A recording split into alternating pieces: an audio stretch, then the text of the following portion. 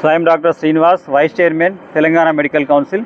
So ఏదైతే నిన్న యొక్క అబార్షన్ సంఘటన జరిగిందో తుంగతుర్తి లోపల యొక్క పేపర్ న్యూస్ ఆర్టికల్స్లో భాగంగా సుమోటో తెలంగాణ మెడికల్ కౌన్సిల్ దీన్ని సుమోటోగా పరిగణించి ఈరోజు ఇన్స్పెక్షన్కి మేము తుంగతుర్తి మండలానికి రావడం జరిగింది.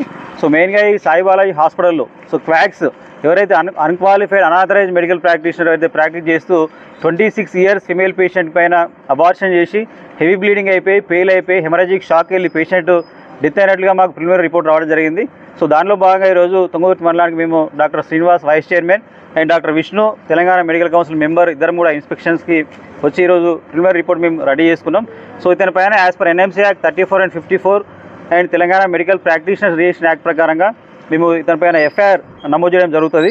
సో ఏంటంటే యాజ్ పర్ ఎన్ఎంసీ యాక్ట్ ప్రకారం కావచ్చు, తెలంగాణ మెడికల్ ప్రాక్టీస్ యాక్ట్ ప్రకారంగా ఇప్పటికీ తెలంగాణ రాష్ట్ర వ్యాప్తంగా దాదాపు 500 వరకు కూడా ఈ నకిలీ వైద్యులపైన ఎవరైతే అన్క్వాలిఫైడ్ అనాథరైజ్ మెడికల్ ప్రాక్టీషనర్స్ ఉన్నారో వారిపైన 500 వరకు కూడా మేము తెలంగాణ మెడికల్ కౌన్సిల్ ఎఫ్ఐఆర్ నమోదు చేయడం జరిగింది.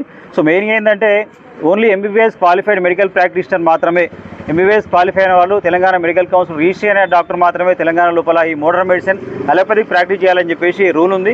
సో ఆ రూల్ ప్రకారంగా ఎంబీబీఎస్ డాక్టర్ మాత్రమే ఈ యొక్క ప్రొసీజర్స్ అన్ని చేయాల్సినటువంటి అవసరం ఉంటుంది.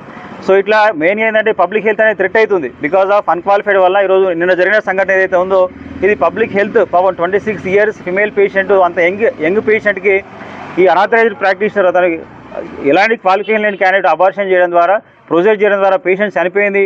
సో పబ్లిక్ హెల్త్ ఎంత ఇంపాక్ట్ అవుతుంది, ప్రజావైద్యము ఎంత దెబ్బతింటుంది అనే దానికి ఒక ఎగ్జాంపుల్. సో గతంలో కూడా వరంగల్లో ఇలాంటి సంఘటనలు జరిగినాయి, హైదరాబాద్లో ఇలాంటి సంఘటనలు పేషెంట్ డెత్ అవుతున్నారు. సో పబ్లిక్ హెల్త్ దృష్ట్యా తెలంగాణ మెడికల్ కౌన్సిల్ చాలా సీరియస్గా నకిలీ వైద్యులపైన ఉంది. సో డెఫినెట్గా ఈ యొక్క పబ్లిక్ హెల్త్ ప్రజారోగ్యాన్ని కాపాడడానికి తెలంగాణ మెడికల్ కౌన్సిల్ డెఫినెట్గా నకిలీ వైద్యులపైన సీరియస్ యాక్షన్ తీసుకోబోతుంది.